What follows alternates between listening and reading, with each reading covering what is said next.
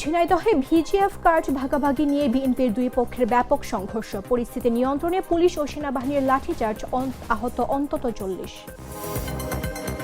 ১৭ বছর দেশে নির্বাচিত সরকার ছিল না, এই ১৭ বছরের ঝঞ্ঝাল পরিষ্কার করতে হবে, মন্তব্য পানি সম্পদ মন্ত্রীর। ওয়াকআউট সংসদের প্রচলিত রীতি, বিরোধী দল তার অধিকার থেকে এটি করতেই পারে, মন্তব্য স্পিকার হাফিজ উদ্দিনের। ঈদে দৌলতদিয়া ঘাটে নির্বিঘ্ন পারাপার, চলবে ছোট বড় ১৬ ফেরি ও ২০ লঞ্চ।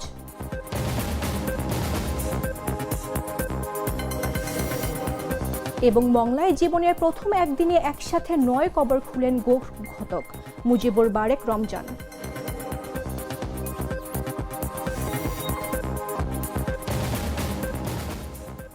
আমন্ত্রণ দেশ জুড়ে সংবাদে, আপনাদের সাথে রয়েছে আমি মামদোহা রাইসা। বাছাইকৃত লাল সরিষার দানা থেকে তৈরি হয় প্রাণ সরিষার তেল, আসল ঝাঁঝে আসল স্বাদে। ঝিনাইদহের শৈলকুপায় ভিজিএফ এর কার্ড ভাগাভাগি নিয়ে বিএনপির দুই পক্ষে ব্যাপক সংঘর্ষ হয়েছে। এতে উভয় পক্ষের অন্তত ৪০ জন আহত হয়েছেন। বৃহস্পতিবার রাতে উপজেলার মির্জাপুর ইউনিয়নের চর গোলকনগর গ্রামে এ ঘটনা ঘটে। স্থানীয়রা জানায়, পবিত্র ঈদুল ফিতর উপলক্ষে মির্জাপুর ইউনিয়নের অসহায় দরিদ্রদের মাঝে ভিজিএফ এর চাল দেওয়ার জন্য ইউনিয়নের পরিষদ থেকে কার্ড ইস্যু করা হয়। বৃহস্পতিবার সকালে ওই গ্রামের ওয়ার্ড বিএনপি নেতা সায়েম আলীর কাছে কার্ড চান যুবদল নেতা শামীম হোসেন লস্কর।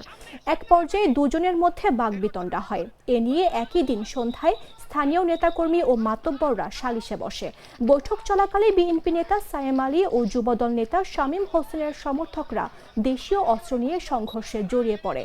পরে রাতে দফায় দফায় সংঘর্ষে লিপ্ত হয় উভয় পক্ষের লোকজন। খবর পেয়ে পুলিশ ও সেনাবাহিনীর লাঠিচার্জ করে পরিস্থিতি নিয়ন্ত্রণে আনে। আহতদের উদ্ধার করে শৈলকুপা উপজেলা স্বাস্থ্য কমপ্লেক্সে ও ঝিনাইদহ সদর হাসপাতাল সহ বিভিন্ন হাসপাতালে ভর্তি করা হয়েছে। সংঘর্ষের ঘটনায় এখন পর্যন্ত ৪ জনকে আটক করা হয়েছে।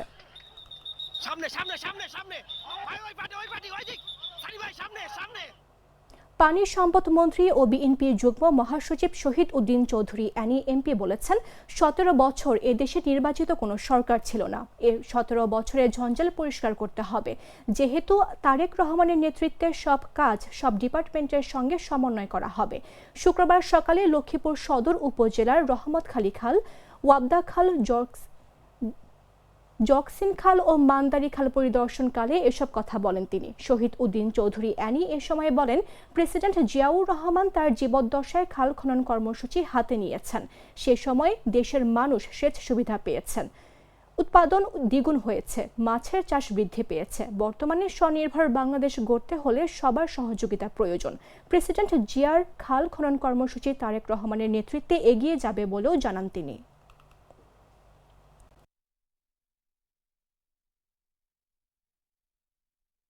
এই ১৭ বছর জঞ্জাল আমাদেরকে পরিষ্কার করতে হবে। ১৭ বছরের আবর্জনা বর্জ্য আমাদেরকে পরিষ্কার করতে হবে।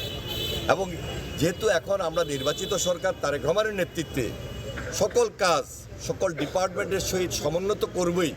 পাশাপাশি যারা দখল করে আছেন, যাদের বিশেষ প্রয়োজন সহযোগিতা করার, সকলের আন্তরিকতা সহযোগিতার মধ্য দিয়ে আমরা এই যে একটা দেশপ্রেমিক সরকার হিসাবে জনগণের স্বার্থে জনগণের পাশে থেকে কাজ করা, সেই কাজগুলো আমরা হাতে নিয়েছি।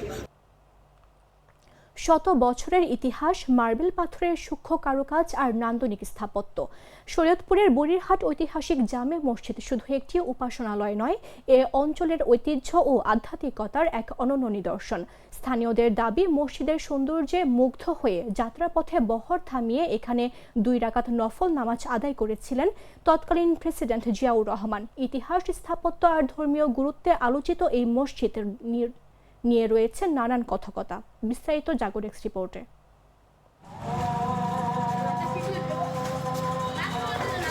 শরীয়তপুরের বুড়িরহাট এলাকায় অবস্থিত ঐতিহাসিক জামে মসজিদ। মার্বেল পাথরের নান্দনিক কারুকাজ, দৃষ্টিনন্দন খিলান আর একাধিক গম্বুজে সাজানো স্থাপত্য শৈলী সহজেই নজর কাড়ে দর্শনার্থীদের। স্থানীয়দের তথ্য অনুযায়ী ২০ শতাব্দীর শুরুতে ধর্মপ্রাণ ব্যক্তি একাবর হোসেন হাওলাদারের উদ্যোগে মসজিদের ভিত্তিপ্রস্তর স্থাপন করা হয়। প্রথম দিকে একটি ছোট খড়ের ঘরে নামাজ আদায় হলেও পরে এলাকাবাসীর সহযোগিতায় শুরু হয় স্থায়ী মসজিদ নির্মাণ।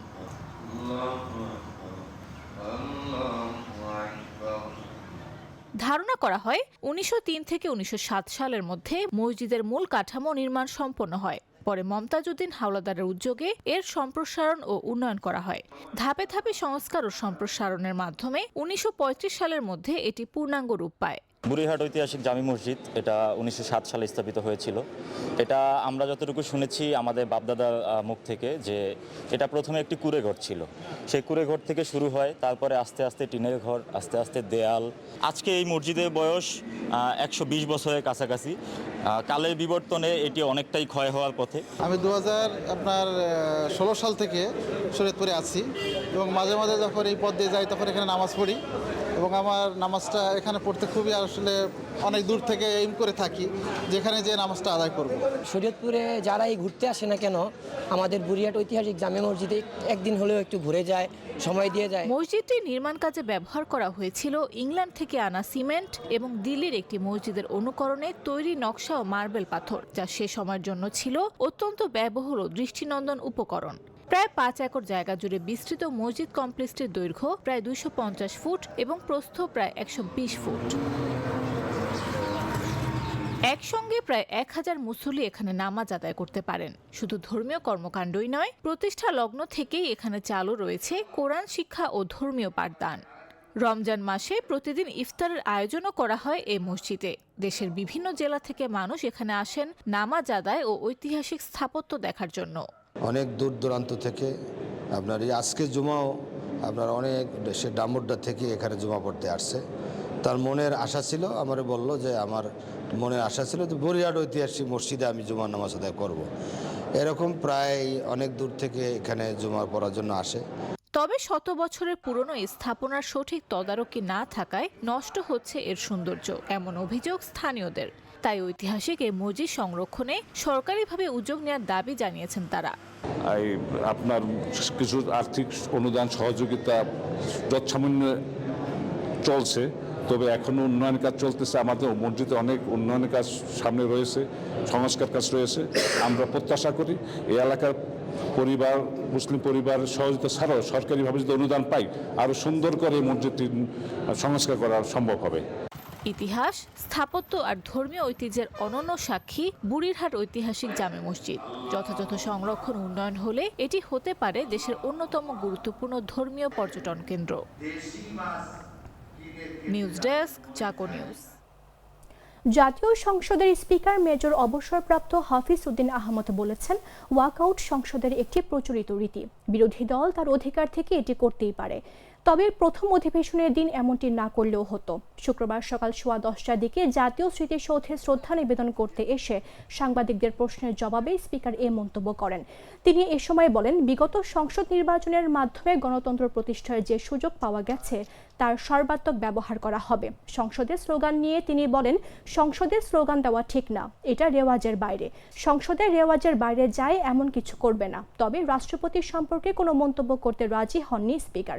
এর আগে জাতীয় স্মৃতিসৌধে শ্রদ্ধা নিবেদন করেন স্পিকার মেজর হাফিজ উদ্দিন আহমদ ও deputy speaker barrister Kaiser Kamal. পরে তারা স্মৃতিসৌধের স্মারক বইয়ে স্বাক্ষর করেন।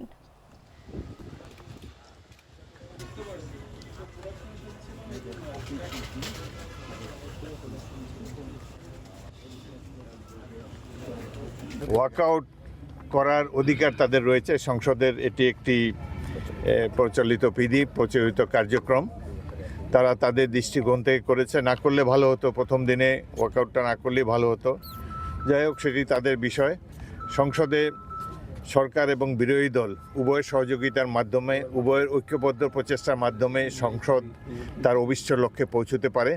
আমরা আশা করব আগামী দিনগুলোতে বিরোধী দল সরকারের সকল গঠনমূলক কর্মকাণ্ডে সহায়তা প্রদান করবেন এবং বিশেষ করে ফ্যাসিস্টদের যাতে আবার বাংলাদেশে পুনরুত্থান না হয় সেজন্য ঐক্যবদ্ধভাবে সকল রাজনৈতিক দল যারা সংসদে আছে তারা এ ব্যাপারে কার্যক্রম পরিচালনা করবেন।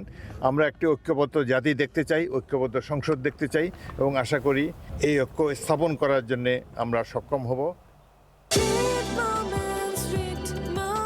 Treat chocolate. Treat moment. Sweet moment.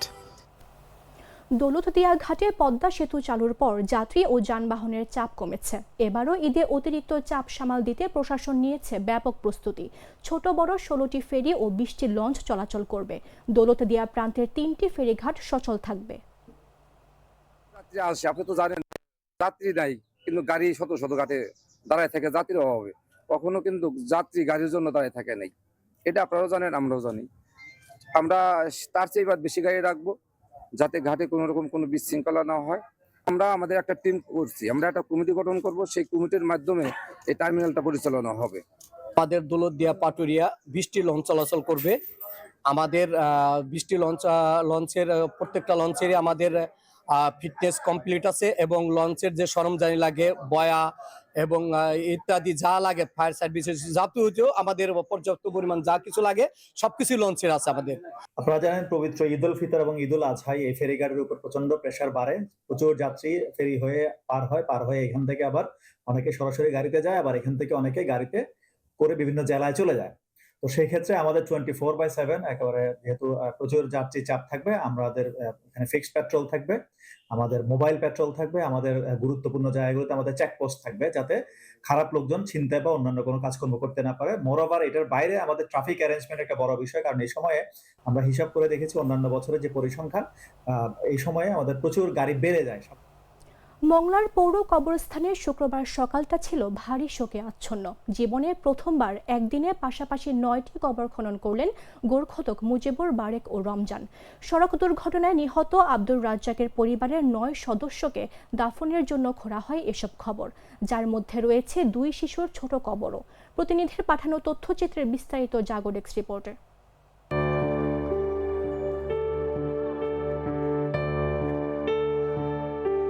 সরকারি লোক তারা অপরাধী, তারা বড় অপরাধী। তারা কেন আসলো না? তারা কি জানে না যে রাজ্জাক সর্দারের ফ্যামিলি শেষ হয়ে গেছে? তারা কেন আসলো না?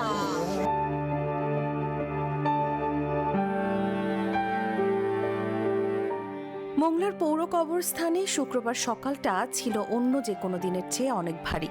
কবরস্থানের নিস্তব্ধতা ভেঙে সেখানে শুরু হয় এক হৃদয় বিদারক প্রস্তুতি। জীবনে প্রথমবারের মতো একদিনে একসঙ্গে 9টি কবর খনন করলেন গোরখতক মুজিবুর, বারেক ও রমজান।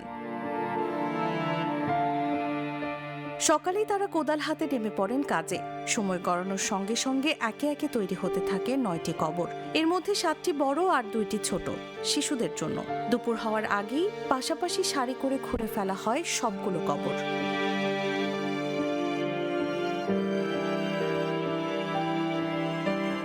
আজ 22-23 বছর আমরা কবর খুঁজি, এত কবর আমরা কোনদিন খুঁজি নাই। এক পরিবারের আমরা এই 9টা কবর আজকে খুঁজলাম, এই প্রথম খুঁজলাম, আর কোনদিন এরকম আমরা আর খুঁজি নাই। এর পেছনে লুকিয়ে আছে এক ভয়াবহ ট্র্যাজেডি। বৃহস্পতিবার বিকেলে সড়ক দুর্ঘটনায় মংলার ৭ লেনের বাসিন্দা আব্দুর রাজ্জাকের পরিবারের 9 সদস্য প্রাণ হারান। গভীর রাতে তাদের মরদেহ বাড়িতে আনা হলে শোকের মাতমে ভেঙে পড়ে পুরো এলাকা। পরিবারের ইচ্ছা অনুযায়ী তাদের সবাইকে মংলা পৌর কবরস্থানেই দাফনের প্রস্তুতি নেওয়া হয়। কবর খনন করতে করতে আবেগ ধরে রাখতে পারেননি গোরখতকেরাও। মুজিবর, বারেক ও রমজান জানান, প্রায় 18 থেকে 20 বছর ধরে তারা এই কাজ করছেন, কিন্তু একদিনে একসঙ্গে 9টি কবর খননের অভিজ্ঞতা তাদের কখনো হয়নি। যে এক পরিবারের 9 জন সদস্য এই কবর খুঁজছি, আমার বয়সে আমি আর খুঁজি নেই। এই প্রথম আজকের থেকে আমরা এই খুঁজলাম, আমার বয়সে আমি আর দেখি নেই এরকম এই দুঃখজনক ঘটনা। যেন এরকম না ঘটে, মাইনে নেওয়ার মতন না, এত দুঃখ। আমাদেরও খুব দুঃখ লাগতেছে, আমরা যে কবর খুঁজছি, খুব দুঃখের ব্যাপার। মংলার আকাশে তখন শুধু শোকের মাতম। এক পরিবারের 9 জন মানুষের একসাথে বিদায়ের নিঃশব্দ সাক্ষী হয়ে রইল সেই 9টি কবর। নিউজ ডেস্ক, জাগো নিউজ। মংলায় এক পরিবারে 9 জনের মরদেহ পাওয়া গেছে।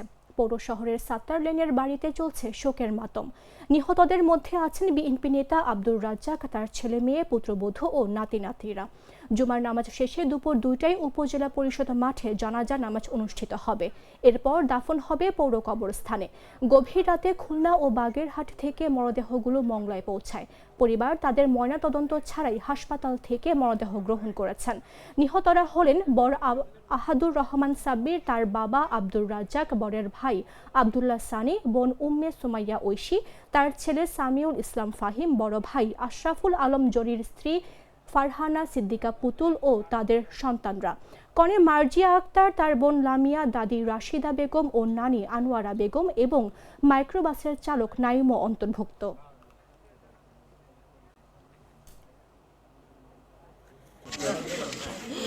এটা কি তাদের উচিত? তারা কেন আসলো না এখানে? তারা তো জানে, মোংলার সব মানুষ জানে কোথায় মারা গেছে। তারা একটা লোক এখানে কেন আসলো না? তারা অপরাধী, তারা বড় অপরাধী। তারা কেন একটা লোক এখানে এসে আমাদের সান্ত্বনা দিল না? কেন আসলো না? তারা অপরাধী না হলে অবশ্যই আসতো, অবশ্যই তারা এখানে আসতো অপরাধী না হলে।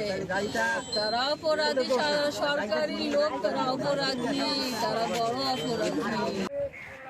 বিষয় হচ্ছে বলার মতো তো কিছু নাই, চোখে পানি ধরে রাখা যায় না।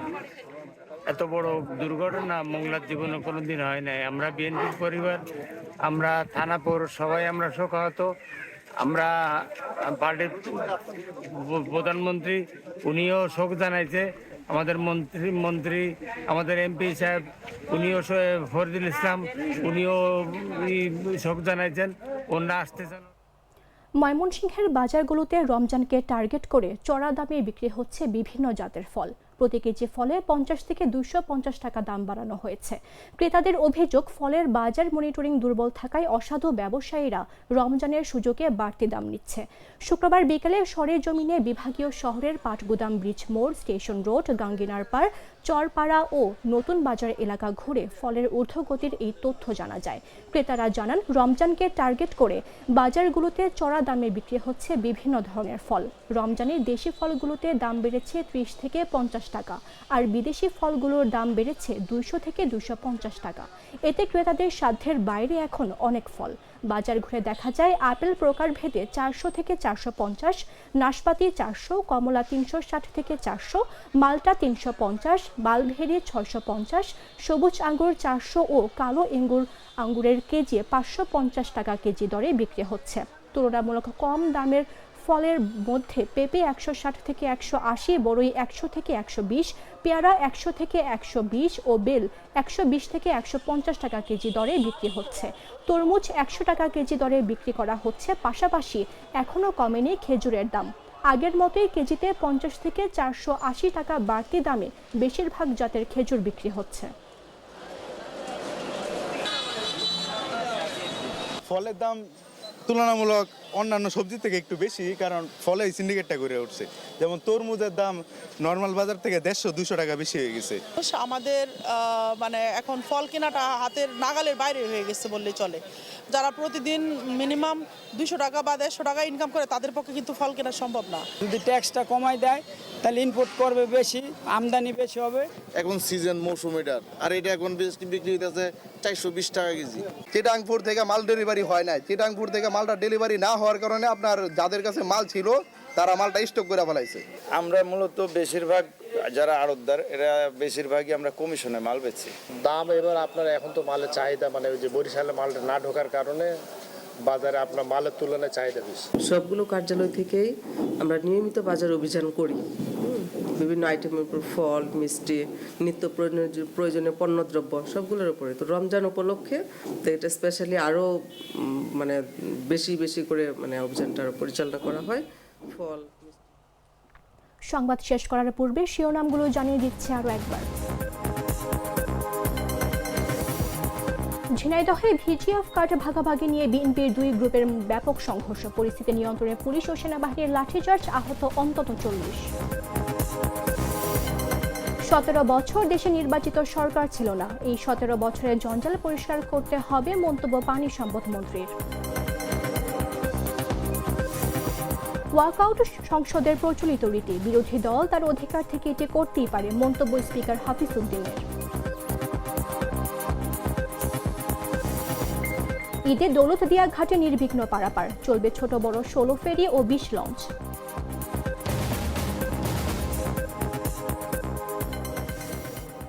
এবং মংলায় জীবনের প্রথম একদিনে একসাথে 9 কবর খুলেন গোরখদক মুজিবুর বারেক রমজান।